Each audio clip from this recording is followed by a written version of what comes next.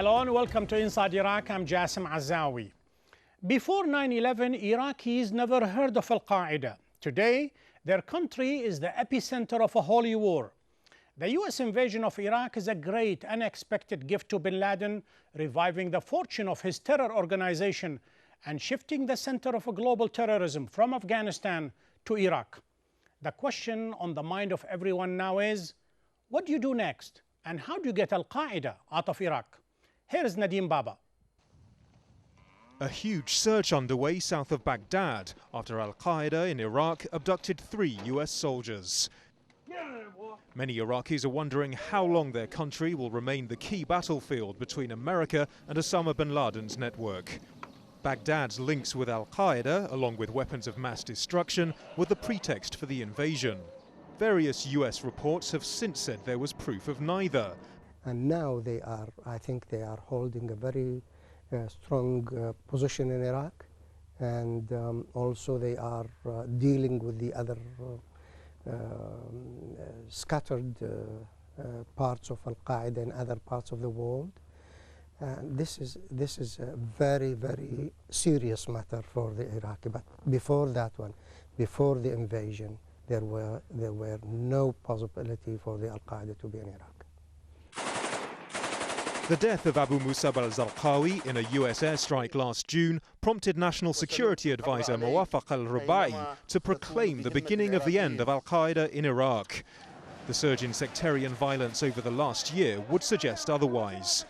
In recent months, it's become clear some Sunni groups in what's referred to as the resistance are breaking away from Al-Qaeda. One of those groups is the Anbar Awakening, an alliance of tribal leaders in western Iraq. They claim to control 15,000 fighters, and they've told Al-Qaeda bluntly they disagree with its tactics. The splintering is important for the future of Iraq, no doubt, and that's, of course, the thing we ought to be most concerned about. But it doesn't mean that the United States' military efforts are necessarily going to be any easier. I think the Americans are dreaming. They cannot work with any Islamic movement in Iraq, whether they are Shia or Sunni. They are both anti the invasion of their countries. In 2002, anti-war activists issued a warning, depicting an invasion of Iraq as the perfect recruitment drive for the Al-Qaeda leader. Intelligence agencies around the world would now tend to agree. What's not clear is the extent to which a US withdrawal would put paid to Al-Qaeda's aims in the region. Nadeem Baba for Inside Iraq. To shed some light on Al-Qaeda in Iraq, I'm joined from London by Abdel Bari Atwan, editor-in-chief of Al-Quds Al-Arabi and one of only a handful of journalists who interviewed bin Laden in Afghanistan. And from U.S. Central Command by spokesman Captain Frank Pasquale, and from Singapore by international terrorism expert Rohan Gunaratne, and an author of Inside Al-Qaeda, Global Network of Terror. Gentlemen, welcome to Inside Iraq. Rohan, the center of terrorism has shifted from Afghanistan to Iraq. The US has won the war, but they have won it for bin Laden. The epicenter of international terrorism has certainly shifted from Afghanistan to Iraq, particularly after the death of Abu Musab al-Zarqawi.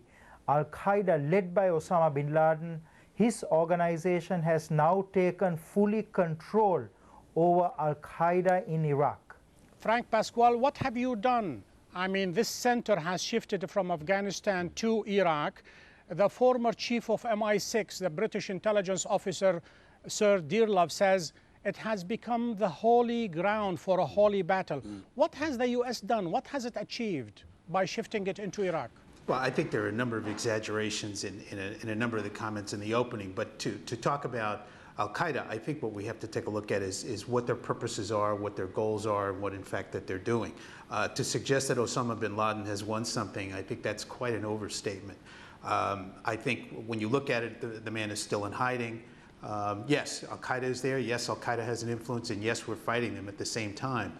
But I would not look at that as something that is gaining influence. In fact, the point that I think that was made earlier about Al-Anbar province, which pretty much everybody about a year ago wrote off as an impossible place, has changed dramatically.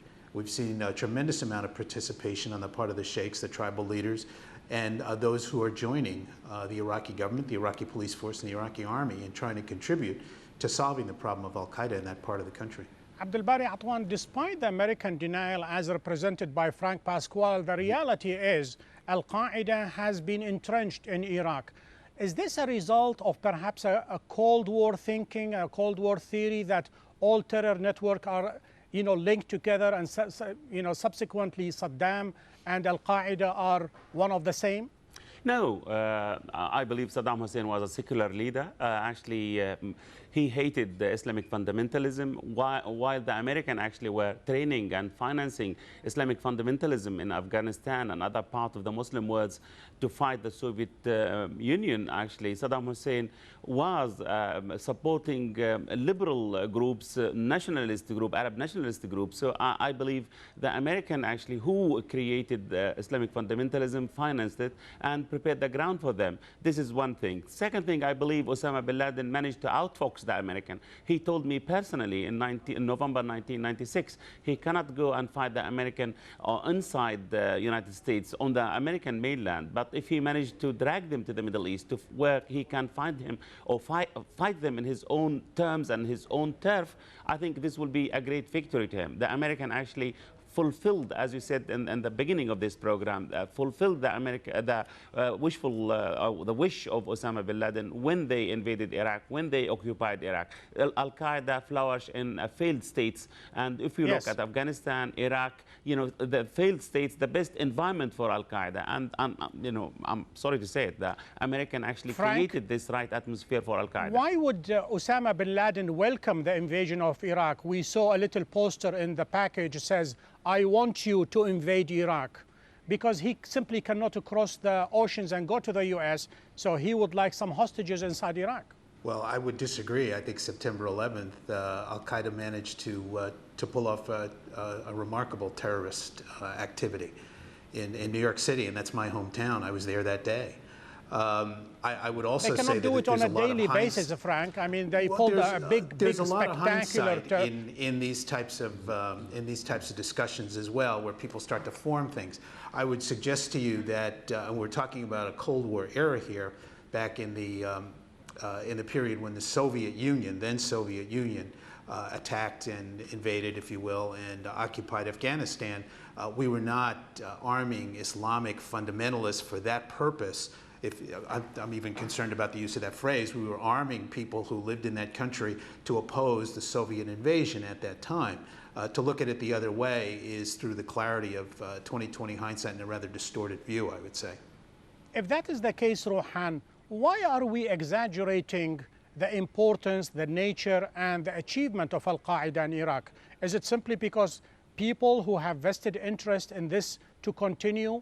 Is Al-Qaeda trying to promote itself by getting the mantle of anti-Americanism? Why are we giving too much emphasis to Al-Qaeda in Iraq? In Iraq, there are a number of groups, nationalist groups, as well as there are Islamist groups.